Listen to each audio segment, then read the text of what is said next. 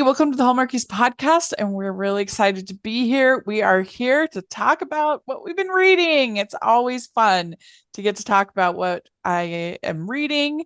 A lot of it is for this podcast, talking to the authors and other fun experiences I get to have.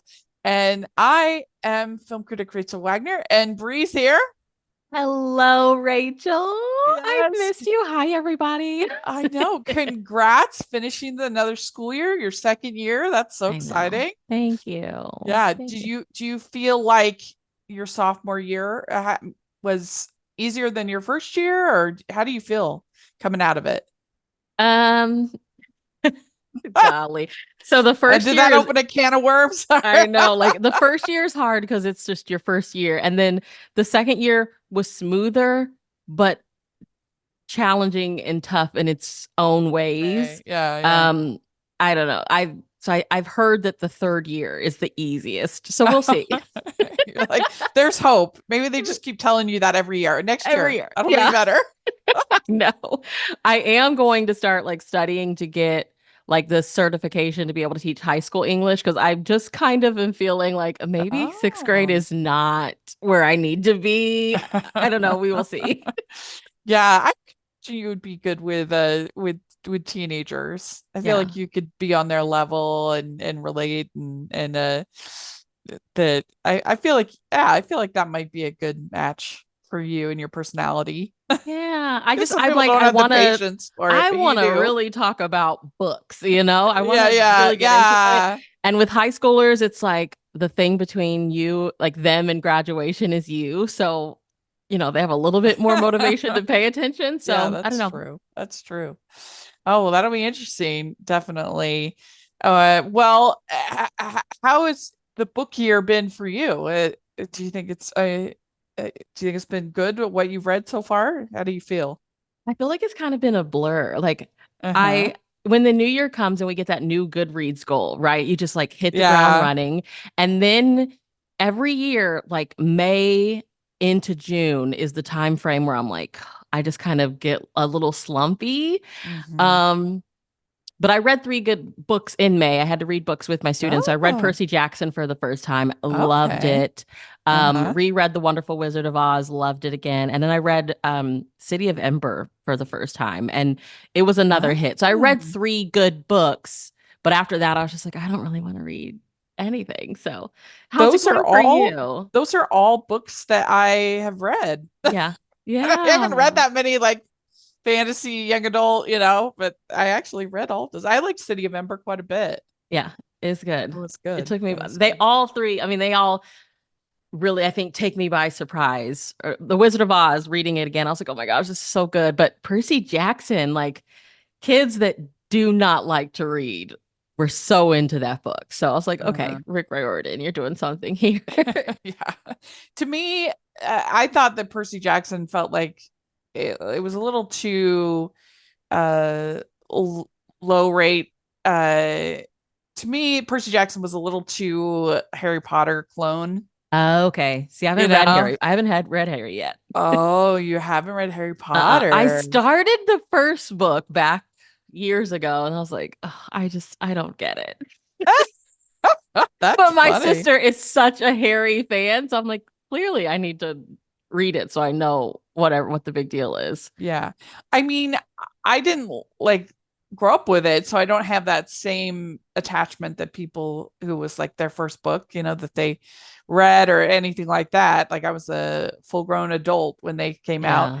Yeah. But I do find them quite charming, Yeah. especially the later books. The earlier books do feel quite repetitive Okay. of because it's kind of the same, like there's like the defense against the dark arts teacher, and there's it's more just like a book about kids going to magic school, Mhm. whereas like later on in the books they become a lot like richer and deeper and really confronting evil and things like that.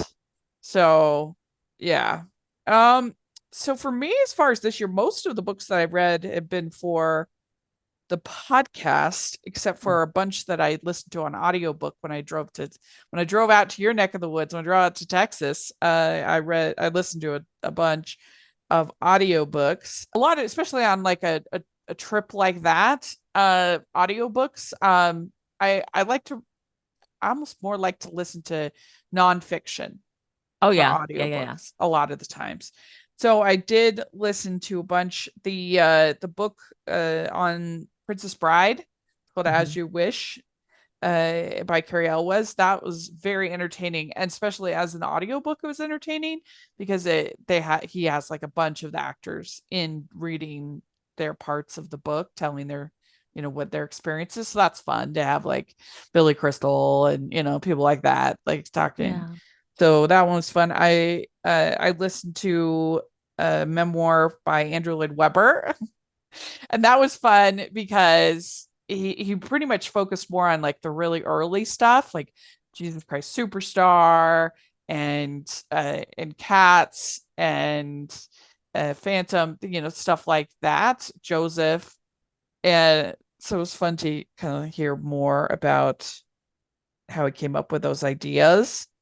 But I read my first Jill Shalvis book and I didn't like it. Which one did you read? I read One in a Million. Is that an old one? What is that? Let me see. I don't know when it was published. Oh, hold on. Let me Google it because that sounds familiar. I was just looking at some old Jill Shalvis on my shelf, a little series that I bought, and I was like, I haven't read this yet. Yeah. They're all like She mass just market. like Oh, Lucky literally Harbor, book 12. Okay, I have read literally them. I said in these I don't believe in love even though my guy is literally perfect. Books aren't my favorite. Yeah.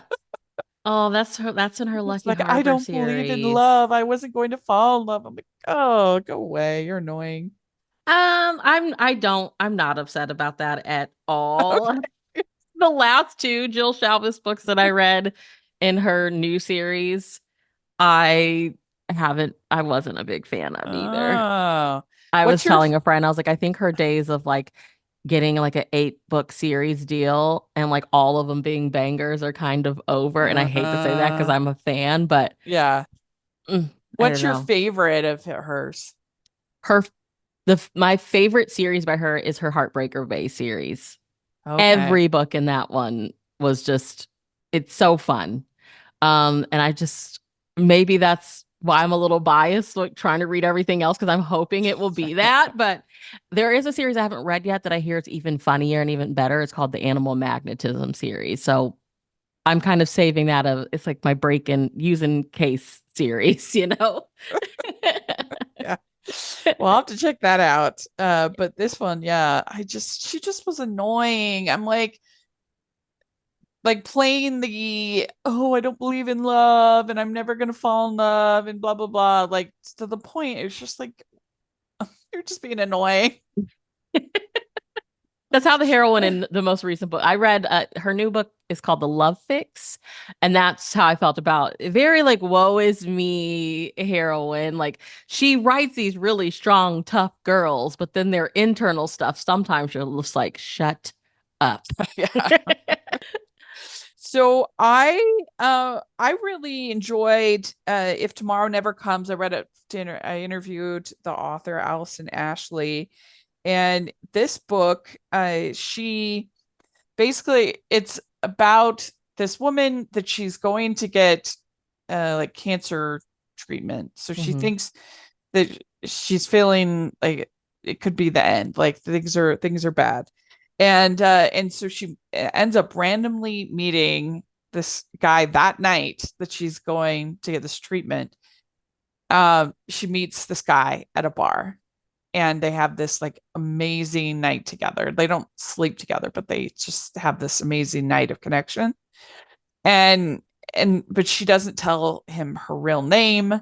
She doesn't say anything because she's like, I'm just about to go and I could be dead. Like it's just Yeah. this like moment. Anyway, and they even end with like a kiss, and it's just this super romantic night.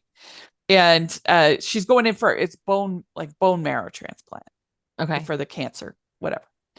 Anyway, and so she has the the treatment and things go well, but she's always kind of thinking about this random. guy that she met, this had this amazing connection with. She doesn't know who he is. She doesn't know. Anyway, and she ends up meeting the woman who donated her marrow in the transplant, whatever. And her boyfriend is the guy.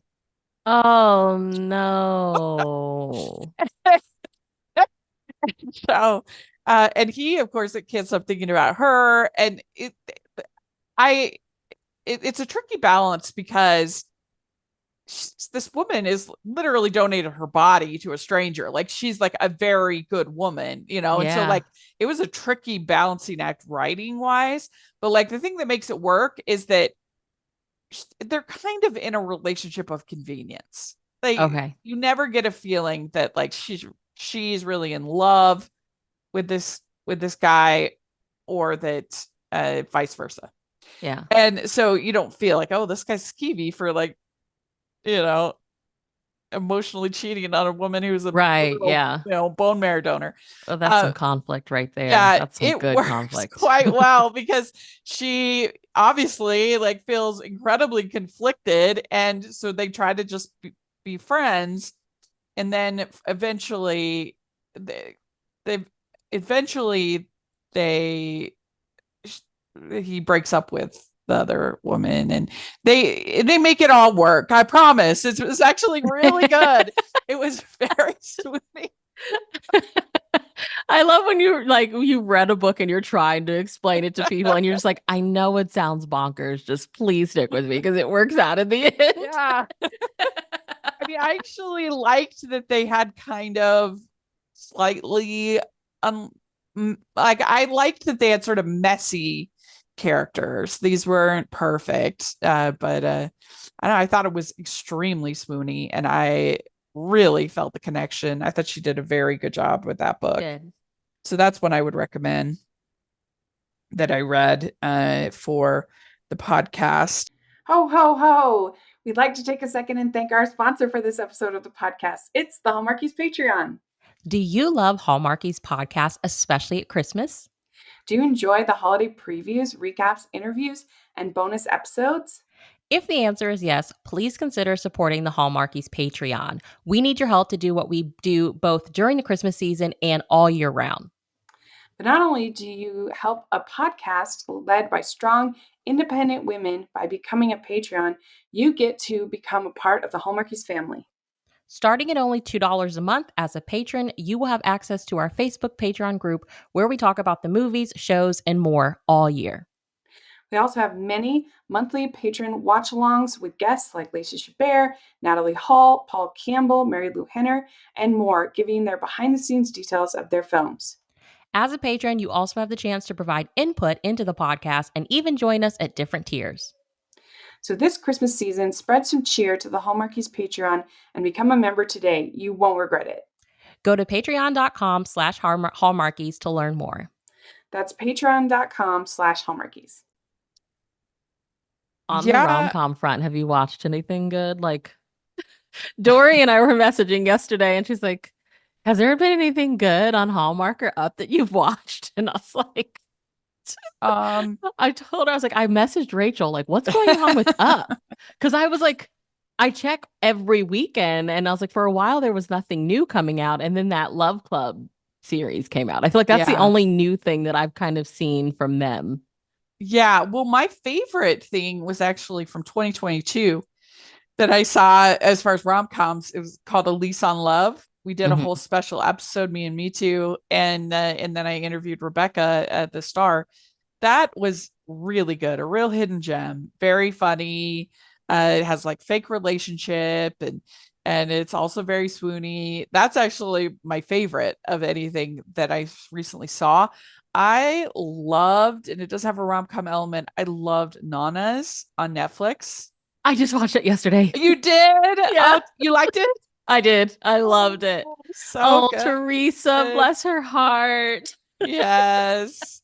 It was so good, so heartfelt, so lovely. It was really good. I really enjoyed the Bridget Jones movie. I thought Did that you? was I thought that was really good. Like very sweet, very funny, very swoony.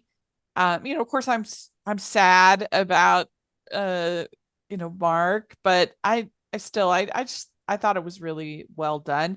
As far as Hallmark goes, I would say that the best of the year is probably The Royal We. Okay. I really thought that was cute. It's about they're a prince and a princess in like some fake countries, and they get they get matched up for their Mhm. countries and everything that they're supposed to be together. But she's been living independently on the lam, but pretending she's not a princess, so she's very independent, and her roommate doesn't even know that she's a princess. But then she gets this match and she feels like obligated because her sister was going to marry this guy, but then her sister ran off with the plumber. And that's true. And I love it. Blue collar men. Yes. it was really cute. So they're spending all this time together, and they're supposed to be in this arranged marriage or whatever, but they actually end up liking each other. Yeah. They actually Oh, end up, so it was very sweet. I also really enjoyed La Dolce Villa. This is on Netflix. I love Um, that one too. it's yeah, there's romance in it. It's more of like a father-daughter Father, daughter. dynamic, Yeah. but I really liked it. I thought that was really That one good. was beautiful to watch too. It was just, Another movie to look out for is it's not really a romance as The Ballad of Wallace Island. It's about this, it's an indie film. It's about this guy. He's over in England on this island, and he wins the lottery. And so he decides for his lottery winnings, he is going to there's this duo that used to be like a folk duo, mhm. and they broke up. So they don't make music anymore. And so for his lottery earnings, he decides to hire them to do a private concert just for him to bring them back together. And it was very charming and great music. Really recommend. That's my favorite movie of the year so far. Mhm. Did you watch I The Life List on Netflix? I did not. I haven't watched that. Is that good? I think you should watch it. Oh, okay. I'll watch it. I'll watch it. I also enjoyed again, not a romance, but it was super cute. I think Hallmarkies will like it. Is The Penguin Lessons. This is Oh a my really gosh. cute little movie. It's based on a true story about this professor in Argentina that through various contrivances, he ends up having to take care of this little penguin. It's really Oh, cute. But as far as television, I've hardly watched anything that's not on Hallmark. But I think I mean, if I'm not covering it for the podcast, I did watch I finished season 8 of Outlander, and it was good, but then it left on this cliffhanger where I'm like, why? That doesn't make any sense. I mean, I know it's time travel and everything, but they might be getting a little too clever for their own good. And I know that there's a whole nother book that they haven't adapted. So maybe my it's in the book. gosh. I haven't read the books for Outlander, but it's a great show, but they might be getting a little too. That's serious. That show's been out forever. Yeah, it has.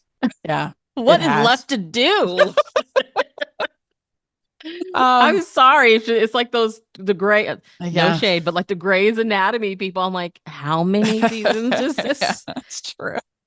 I did watch this hospital show called The Pit that came Oh on yeah, that's Max. gotten tons of hype. Did you It like is it? amazing. It's Yeah. so good. And I'm not like a hospital show watcher, but it is there's like, I don't know, 15 episodes or something, and it's each show is a shift of work, like 1 hour of work. And you kind of forget, like, oh my gosh, but like, yeah, in like a big city hospital like that, I can Yeah. imagine the emergency room, like every hour is just jam-packed Yeah. with stuff. So it's good. I The only other show that I watched that I haven't really talked about on the podcast would be I did finally watch season 2 of Arcane.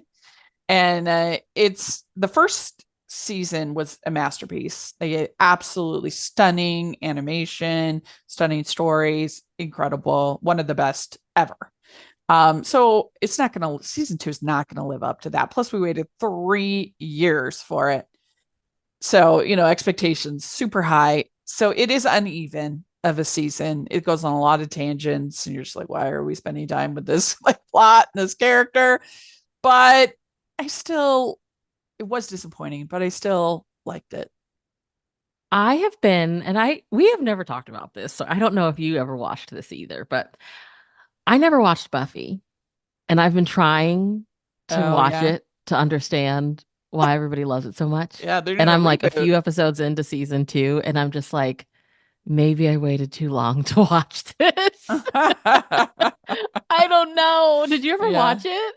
I watched a little bit of it, but it was one of those shows that like my roommates were super into, so I would watch it here and there. But yeah, I never got into it. I did watch Smallville. That was more my jam Okay. during that time. Okay. I watched Yeah. Smallville.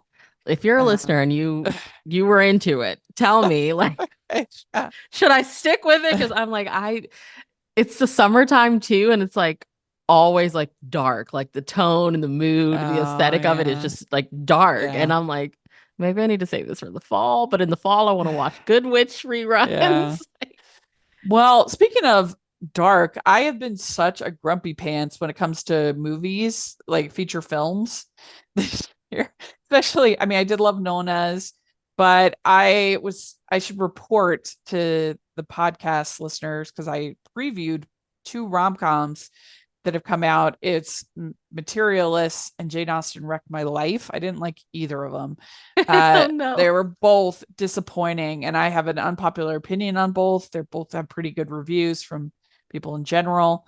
Just not my jam, and I'm beginning to feel like if I'm beginning to wonder if Hollywood just is just not going to make the kind of movie that I want them to make, and so I just have to kind of be happy with Hallmark as far as like rom-coms are actually like the characters and they're swoony and fun and it's like okay, uh, that makes me sad, but I don't know. I Jane Austen Wrecked My Life, like it's okay as like I guess a female empowerment kind of story. She goes off to this riding retreat, but like the romantic elements were just underwhelming. Weren't Yeah. that romantic, not that great chemistry. And like I thought this was going to be, super enemies to lovers kind of story because in the trailer they show he's like the great great great nephew of Jane Austen, but he doesn't think she's that great, and so there's like this banter that's like 3 seconds of this movie. Like I don't know, I just didn't care about either of the dudes, and I didn't find it that insightful about Jane Austen or that funny. It just, I don't know, I didn't get it. Then Materialists.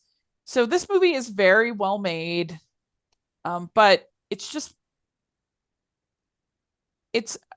an okay drama. Yeah.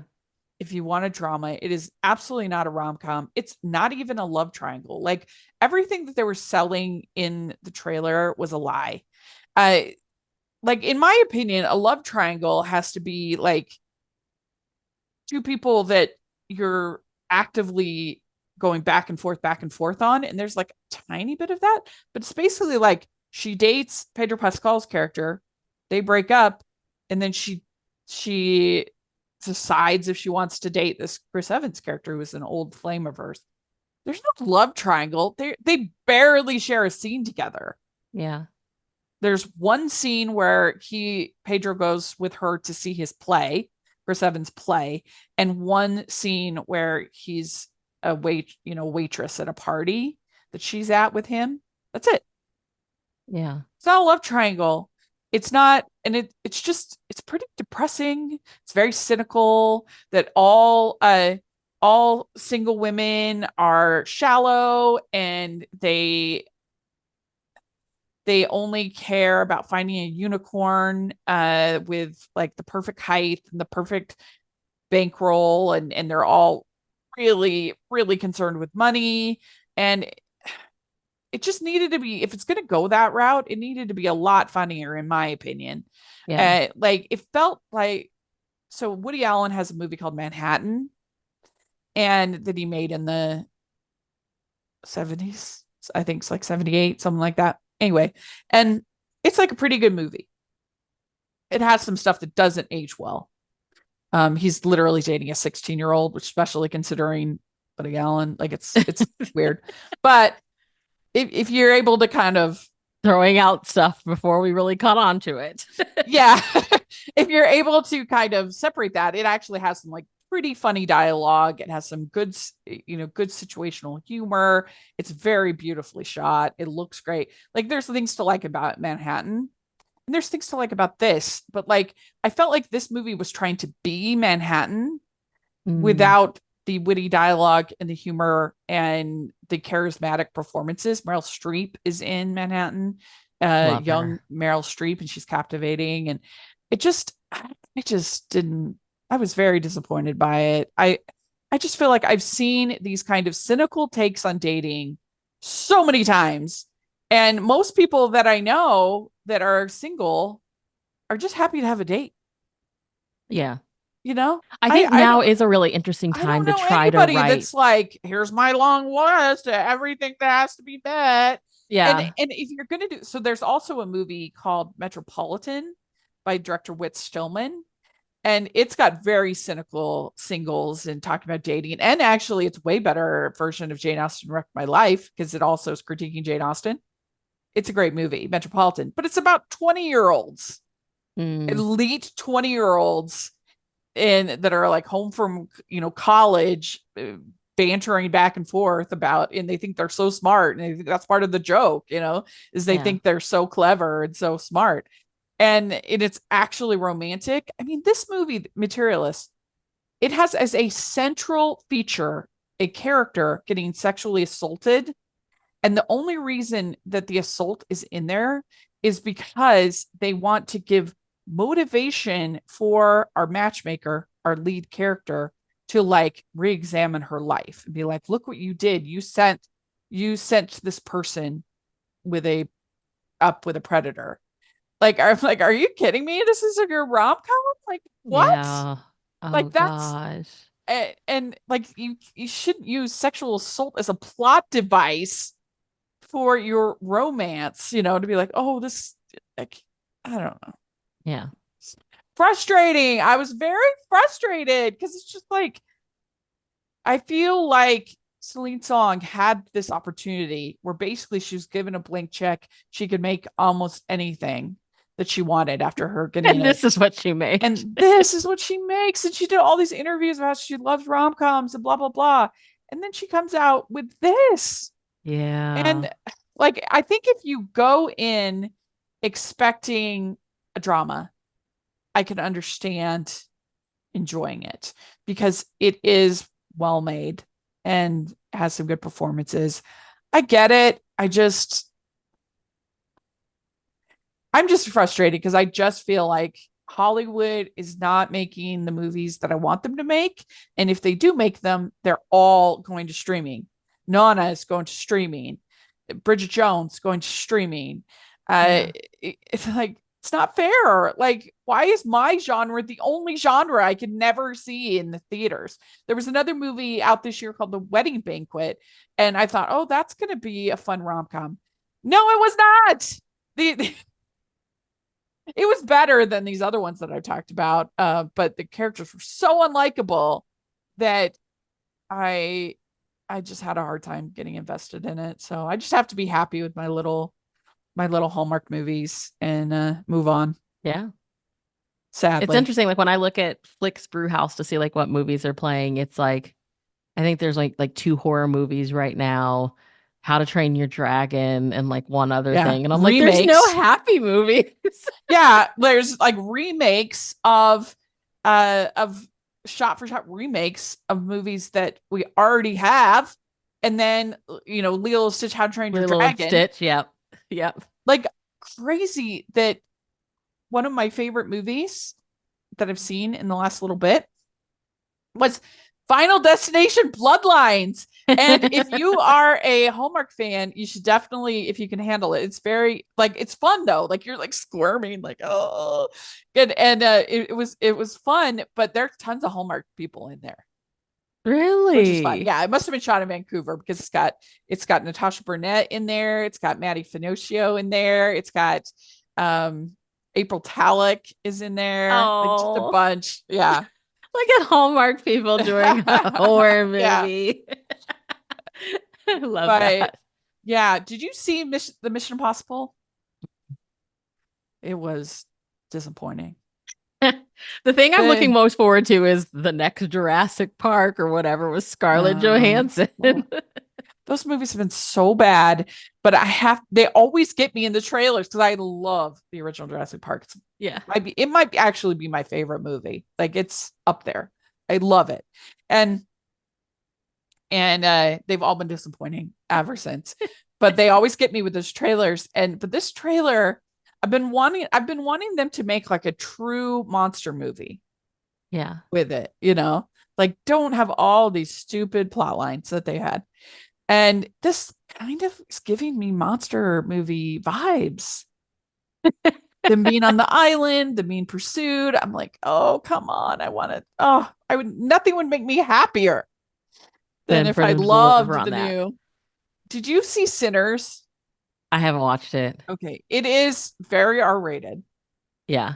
I know, in pretty much every level. And it's about vampires, so it's bloody. But you watch some horror, right? I do. Yeah. Okay, yeah.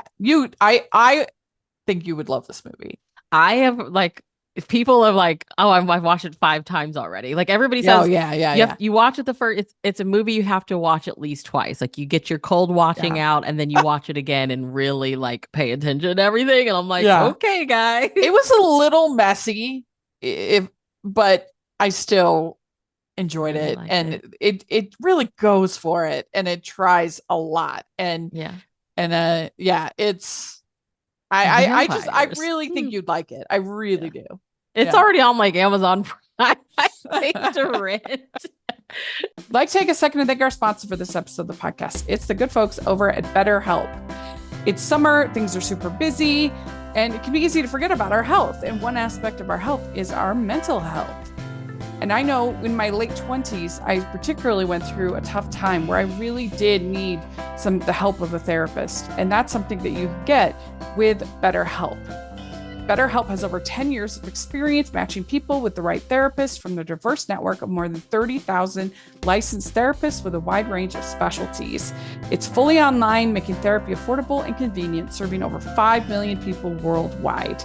So get the help that you need. Visit betterhelp.com/Hallmarkies to get 10% off your first month. That's betterhelp.com/Hallmarkies. I mean, I loved a little movie called The Secret Mall Apartment. This is an indie documentary.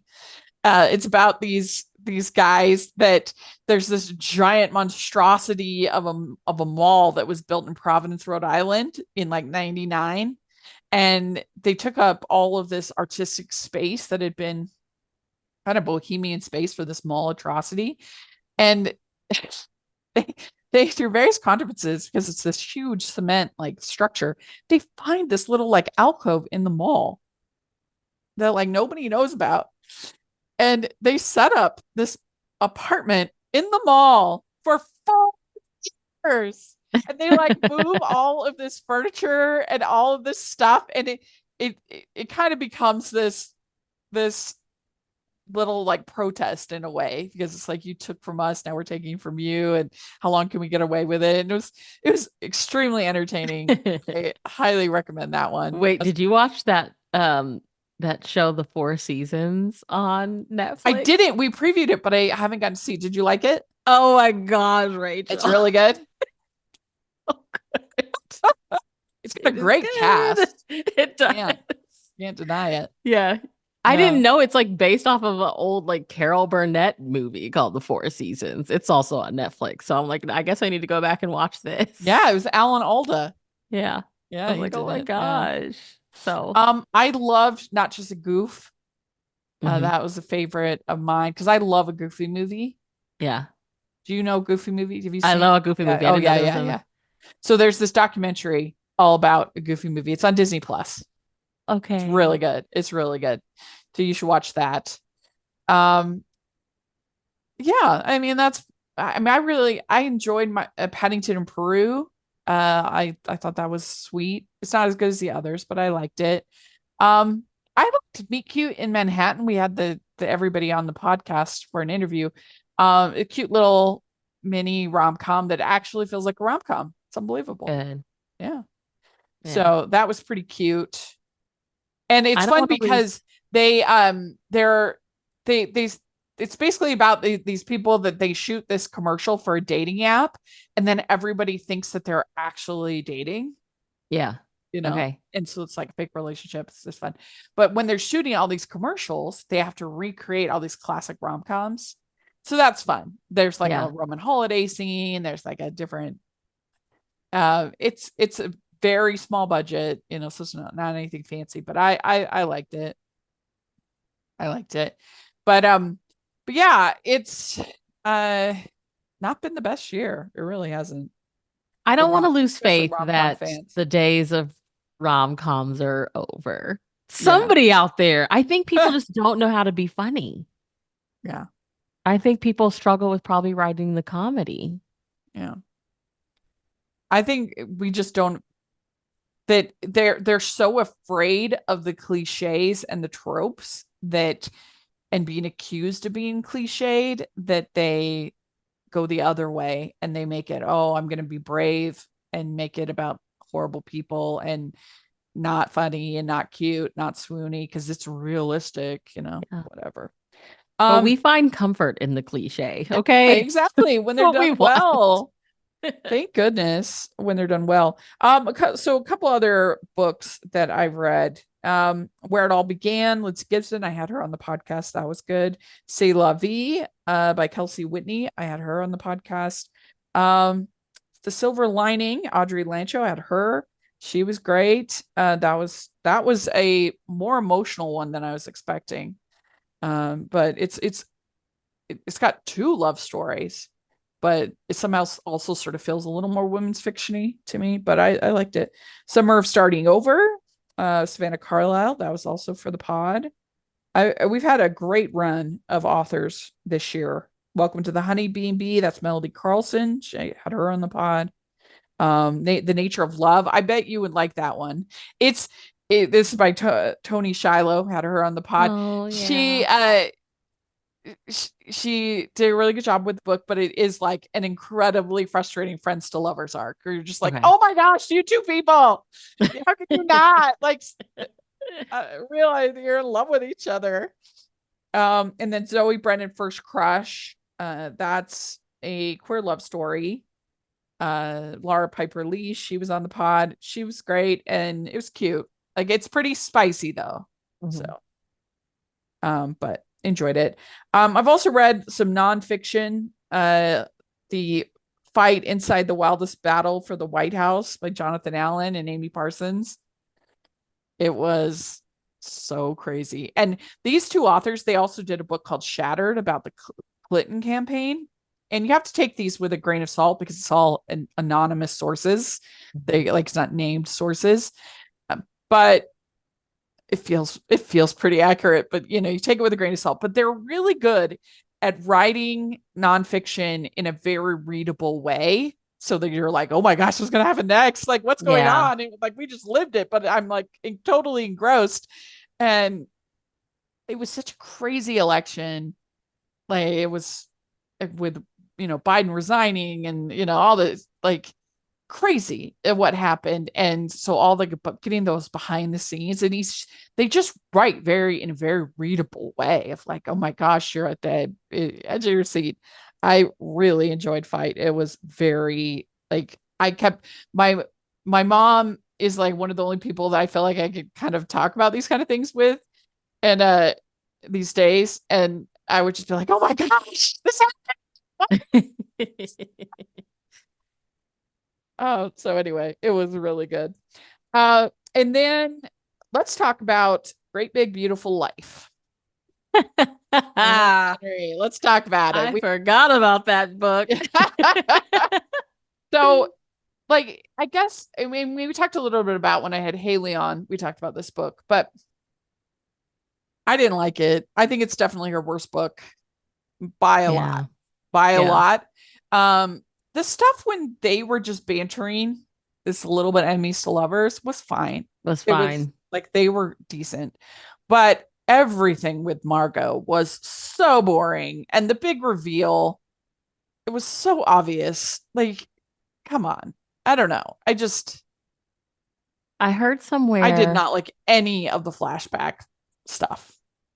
I can't remember. I think it was some podcast that was like that Taylor Swift song, The Last Great American Dynasty or something, like that song inspired, like she wanted to, if she was like, if Taylor Swift were to actually write a novel based off of this song she's created, which I'm assuming Taylor Swift wrote that song probably based off of somebody too, like this would be, what would she do with it? And so Emily was like, well, I'm going to write, my story. And so that's where she kind of came up with it. And I love the idea of it. Like, I love stories like that. A story within a story, but like, you're like this rom-com / women's fiction author. I don't know if I'm coming to you for that. And like, you tried it and it just did not work. No. It was so boring. I was skipping through pages. I was just like, I do not care about this story. Yeah. Margot. It was just not interesting. And like I said, the big reveal was such a groaner. If you didn't see that reveal coming, then you need to read more books because it like I'm Oh sorry. my gosh, I know. Yeah. I'm beginning to feel like maybe you shouldn't write a book every year. Maybe you should need a little more time. Yeah. And see, I mean, in the romance world, like writing one book a year, I mean, there are some authors that put out 7 or 8 books in a year, like she's putting out one, but she's getting paid a ton for it. Yeah. And I mean, it's true. I don't, I mean, like Melody Carlson, she's had 250 books. Yeah. See, I mean, that's multiple books in a year. That's but crazy. Like, for it to be, it just didn't work. It just didn't work. No, it didn't. It really didn't. I could not wait to hear what you were going to think about. Oh, but oh well. I mean, my favorite book is probably Fight, but that I read this year. But my favorite fiction is probably that I've read this year is probably If Tomorrow Never Comes. That was really good. And very swoony.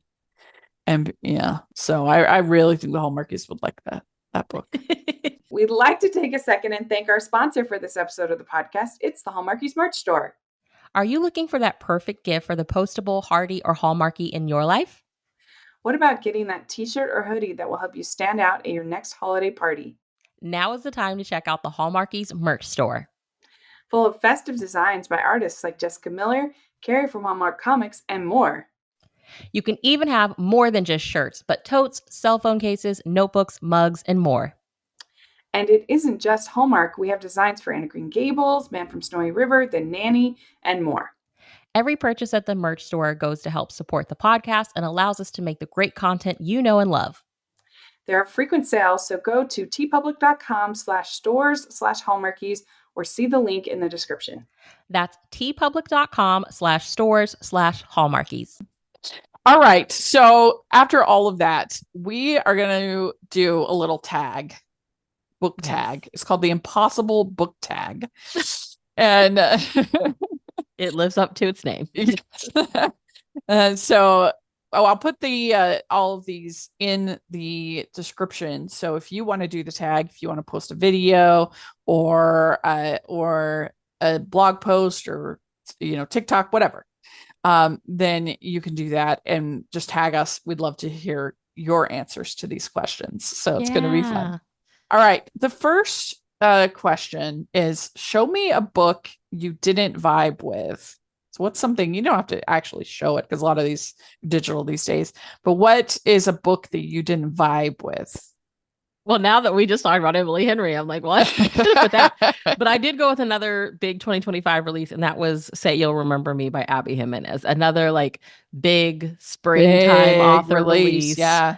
And kind of like Emily Henry, everybody was like, what the heck? So Yeah. that's mine. What's yours? So the first thing I thought of was The Awakening by Kate Chopin. Like, I love me a period piece. I love me a woman empowerment story. I hate this book. It's so annoying. And that basically it's just one of those annoying stories that the only way for a woman to be empowered is to leave her family and husband. Mm-hmm. And it's like it's considered groundbreaking because it really gets into her narrative, like in her head. And it's I just came to know this woman so well, but she's a jerk. Yeah. The bad person. Like, oh, I hate The Awakening, Kate Chopin. As far as just like overall, like I know it's a like good, but it's just not my vibe. Is I would say honestly anything by Agatha Christie. I just don't love her. Like I get it, and I get why she's great at doing what she's doing, but her books, everyone that I've ever read, doesn't, in my opinion, do that good a job of like building the clues that Perot or whoever it is, Miss Marple, is solving. And they always come to this long exposition dump at the end where Perot or whoever it is rattles off all of these things, and explains all this stuff. And you're like, how could he possibly known all of that? Like, I don't know. I have not loved Agatha Christie. Not for me. Not for me. No. The other thing too that I want to like so much more than I do because she's local and I love her blog. It's Shannon Hale. I do not love her as much as I wish I did. I even Goose Girl I did not love, but I especially really disliked both of her adult rom-com fiction.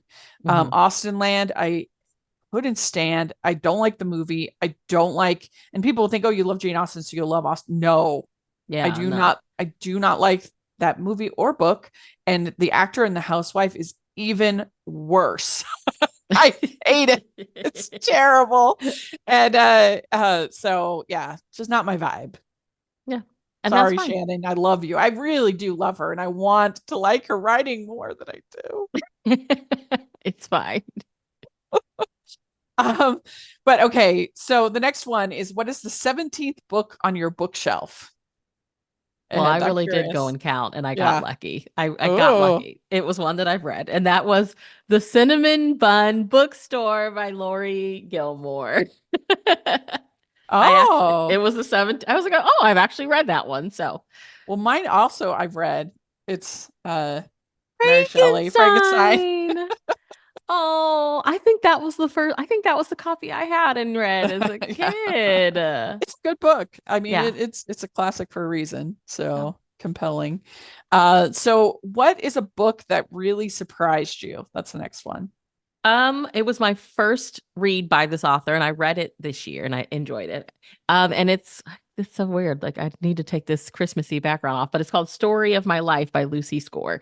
And it's like romance author on a whim buys a house in this like small Hallmark-ish town, and she gets there and it's a scam. Like, the house is there, but it's totally ruined and run down. And it's like her relationship with the local small town contractor. It's really cute. Yeah. Well, my book that really surprised me is actually Curvy Girls Can't Date Quarterbacks. Yeah, you love the Curvy Girl books. I really did. And they feel like such a gimmick. It's just going to be patronizing. And I usually don't love young adults. And so I was not that hopeful, but she's so good. Kelsey is so good at writing swoony stories that I think I would just, I think I would just like whatever she writes. She's just a good writer. And she just uses the curvy girl thing as sort of like a hook to get you in. And then she actually has like pretty good characters and very swoony, very romantic. And I don't know. She's just a good writer. Kelsey Stelting is just a good writer. Good. So if people haven't tried, I think you'd be surprised, like I was. Yeah. Okay. What's a popular book that you really like? Another 2025 release, One Golden Summer by Carly Fortune. Guys, Oh. I could have used this one as like a book that surprised me because I have not liked any Yeah, of her other remember we books. talked about some of her books. You weren't Yep, that big a haven't fan. liked them, but this one I loved. I loved Ooh, it's very nostalgic. Like you could just feel yourself at the lake setting. It was great. yeah. Oh, that's good to know. I'll check that out then. So my biggest surprise is probably The The Book Book Thief by Thief. Marcus Sussex. This is my favorite book. I absolutely love this book.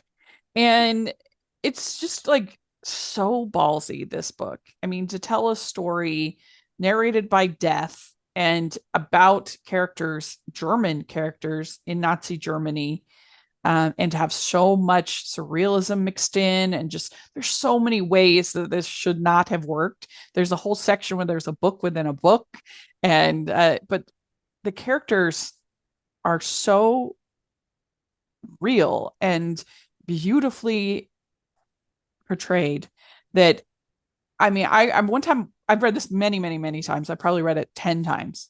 I love it.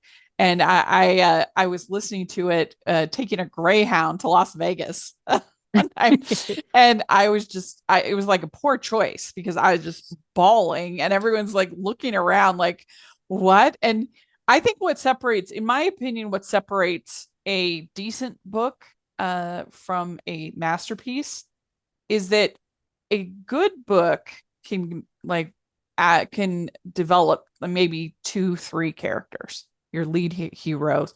A masterpiece, in my opinion, is when I feel emotionally invested in character number 9, that maybe we barely have spent any time with, but he's such a good writer that I am invested in Yeah, what and happens them. to this Yeah. more minor character. I think that really can. It's not the only way to be a good book, but I think it's really impressive when it's just a rich story with so much to care about. And that's this case. There's a character named Rudy who is a fairly minor character. He's just her friend, the girl's friend, Liesel.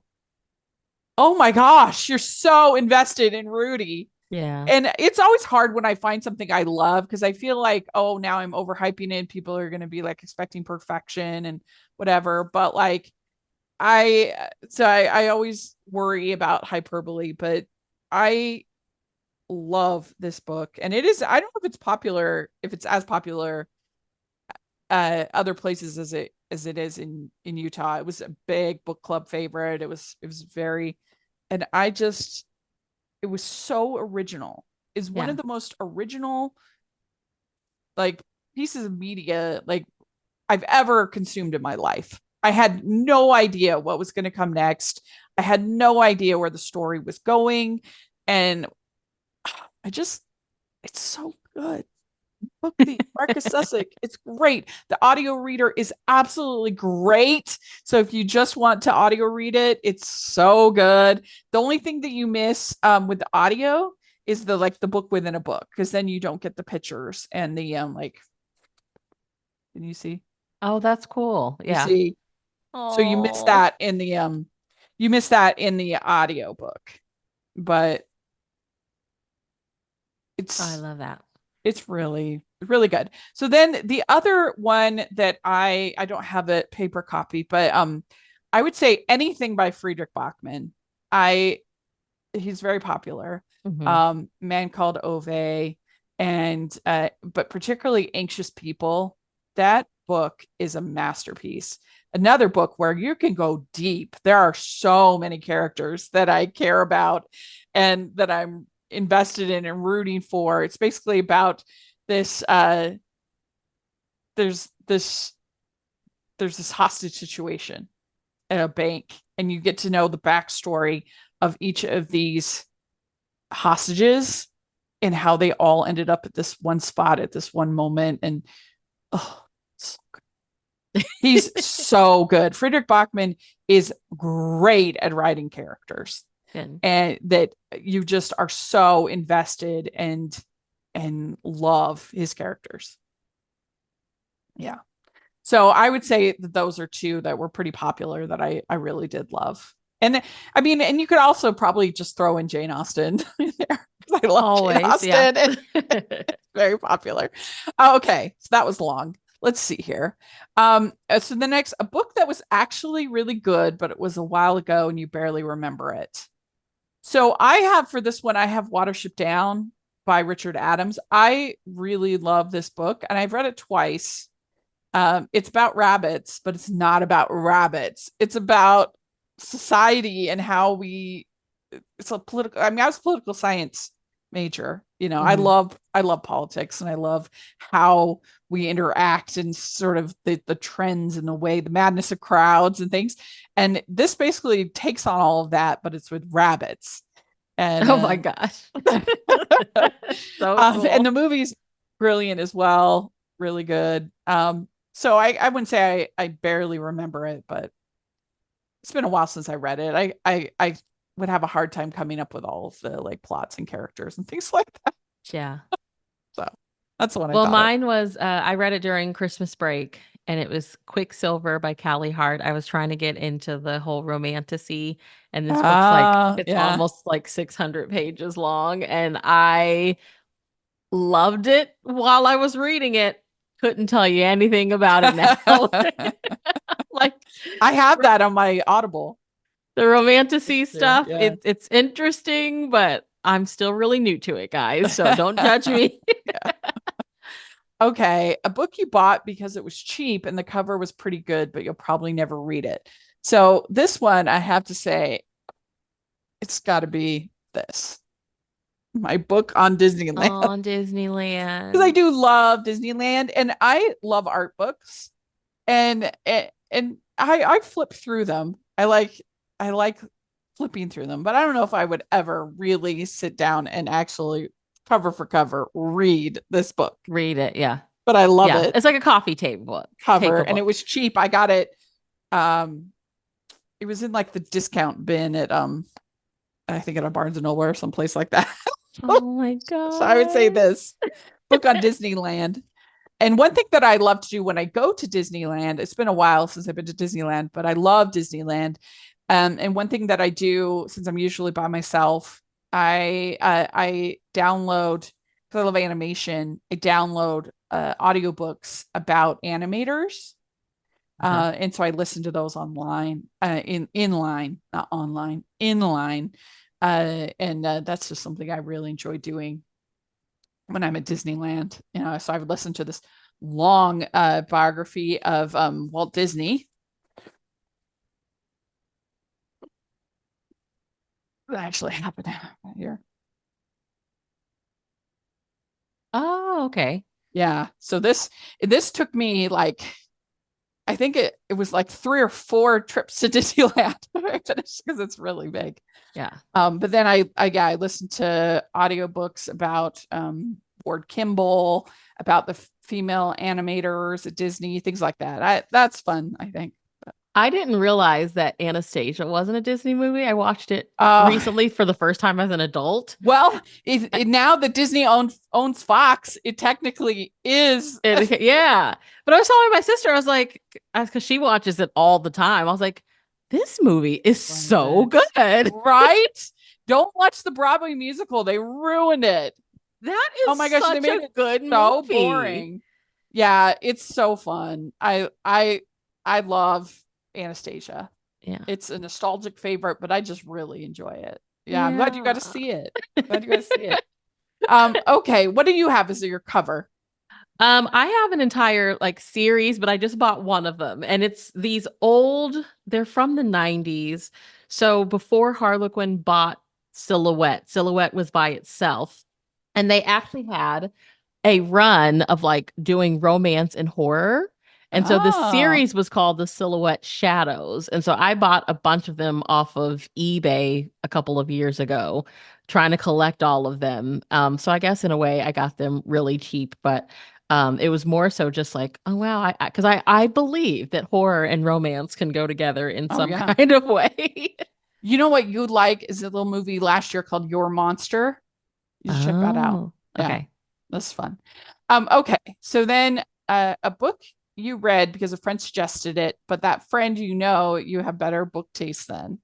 I So do not have one for this. Do so you? yeah, I couldn't really think of anything very good. There was one girl in the book club that I used to be in that we had completely different tastes. So I wouldn't say she necessarily had bad taste. It's just like she loves Dune, and I found Dune to be like one of the most horrible to read books that I've ever read. Like I get it, it's a classic for what it is, but I couldn't stand it. And so we have very different book tastes. Yeah. In this girl. And she was the one who recommended Anxious People, Friedrich Bachmann. Oh, So and you love it. I Yeah. do. It's so good. So I got to give her some credit there. Okay. So then I without the second part of the question, I put Faking Christmas, Carrie Winfrey, but that's you were the one who recommended that one to me. Oh, And I really enjoyed it, but you have very good book taste, so it's not the second part of the thank you. question. Okay. Except for Jill Chavez, apparently. I think I just read the wrong one. I gotta read the one. A book with an author with a 3-letter last name. I had one. The only person I could think of was Edgar Allan Poe. So Yeah. like The Raven. Well, I was digging through my old series and I found another Silhouette Shadows, and it's by Rachel Lee. I was like, oh yeah, Lee. 3 letters. That's smart. Oh, you know what I could do is Joy Luck Club, Amy Tan. See? Yep. There we go. Yep. Yeah. Oh, I if you go the Asian direction, there's a lot. That was smart. Okay, then author with a common noun last name. So you know that I had to do better than the movies. Lynn Painter. Oh, see, I wrote it wrong. I just put like a common last name. I didn't. So I had Alyssa Cole, but I skipped I missed the common noun one. Okay. Oh, I love that. Common you love name. Lynn. I do love Lynn. I do, and I love this book. The sequel was a little disappointing. I still liked it because I love the character so much, and she's such a good writer. But I didn't like it. Why did she have to make them break up? That was stupid. But this is, I just love it. I think it is such a good book. It's so swoony, such good characters. Oh my gosh, Rachel, I just thought of another 3-letter last name because I just watched the trailer of The Summer I Turned Pretty. Jenny Han. Oh, yeah. God, that was a lot easier than we thought it was. Yeah. Yeah. Okay. What is a book published in 2016 that you recommend? I was digging. I had like 2015, 2012, and then like everything from like 2020 on. I could not find a 2016 book. Did you have one? Yeah, I have My Lady Jane by Cynthia Hand. Oh, I remember that one. Okay. It's fun. It's saucy. It's sexy. It's a like clever take on alternative history. With magic in there as well. And it's clever. It's entertaining.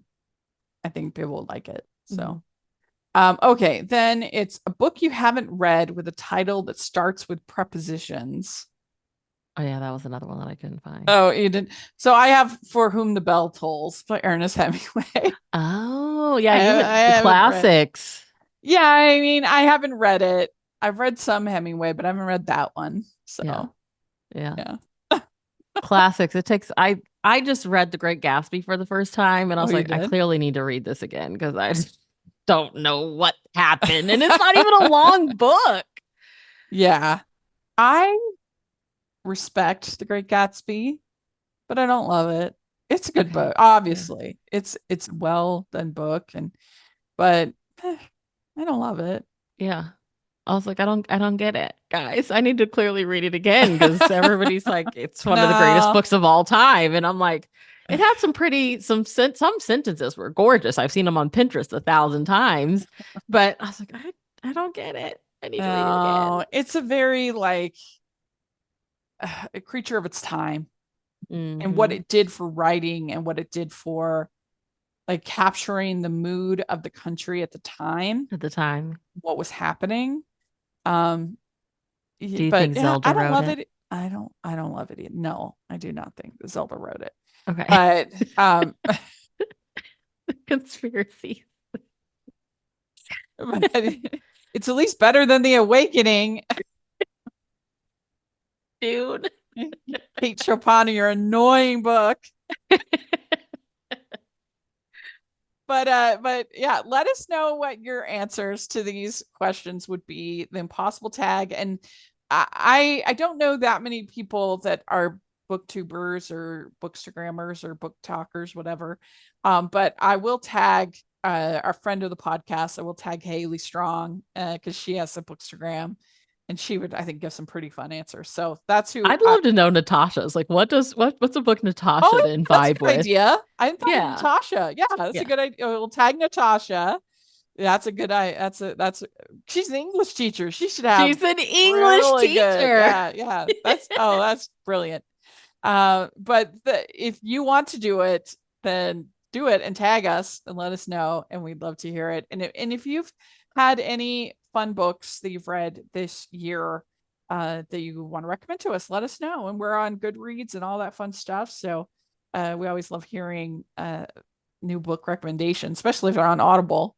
Yeah. And I love mean, that. if you read Great Big Beautiful Life, tell us your thoughts. Did you Yes. love it or did you not? Yeah, Please let tell us know where you're at on it. I feel like most people are in the it wasn't great. Are you ready for Christmas in July? Yes, I need it. I feel like I feel like Christmas was so long. It does. This year, This Christmas year. feels like it was 3 years ago. Yeah. Although I'm struggling a little bit to think of new podcast episodes to do. Because last year we did like ranking the IMDb favorite Christmas movie list. We did we just did a bunch of bonus Christmas episodes in July. We did ranking the royal Christmas movies, I think, or was that anyway? I'm having a little bit of a hard time thinking of good episode topics for Christmas in July. So if y'all listening and you have ideas, let me know of what particularly Terry and I could do in one of our ranking episodes. Those are fun. But yeah, we did hidden, what I call hidden Christmas movies last year, where we talked about like Die Hard and like movies like that. So that's fun. But I don't know, I just had a little bit of a hard time thinking of Stuff to do. good Yeah. ideas. So, but we'll always come up with something fun. Yeah. Yeah. Yeah. So again, let us know your answers to these questions and what you think of our answers and all the things we talked about. We're kind of a little all over the place, but Bree, That's how we do our catch up. It's always a delight. And where can people follow you and everything you're doing? I am on the social medias at Bree unabashedly. My podcast is still out there. I have not put out a new episode since February, so this felt very exciting to do, but also I was like, does my mic still work? So, but I'm glad to have you back. I know. I always love catching up with you, and we got to talk some movies. I don't know what Up is doing, but I have become a Dove channel fan, but I'm watching on demand, so I don't even know if they are putting out new stuff. Lease on Love. Watch that. Go ahead and watch it. Really Yeah. good. Yeah. Really good. Okay. But you can find me at Rachel's Reviews, all over social media, iTunes, YouTube, and on Rotten Tomatoes. Check that out. Also, make sure you're following the podcast, Hallmarkies Podcast, all over social media. And if you are listening on iTunes, please leave your ratings and reviews. It's a free thing that you can do that really helps the podcast a lot. And take a second, go on there, put your review, put your 5-star rating, and it helps the algorithm so much. So please do that. We would so appreciate it. And then if you are watching on YouTube, please give the video a thumbs up, subscribe to the channel. We're getting closer and closer to 10K. And we just need like a few more. And most of our viewers on YouTube are not subscribers. So if you're in that camp, please subscribe and like the video. It really, really helps a lot. And then the patron group, that's the biggest way you can support everything we're doing. And you get to be part of watch alongs and Q&As. And I give early episodes and bonus episodes. And I just try so hard to make the Patreon something that's worth your investment. And it really does mean a lot and helps so much to be able to do what we do. So check out the Patreon, and then the merch store. We have a lot of fun designs. We even have like some Jane Austen, some other more bookish inspired designs. Check that out. And thanks so much, everybody. We'll talk to you later. Bye. Bye.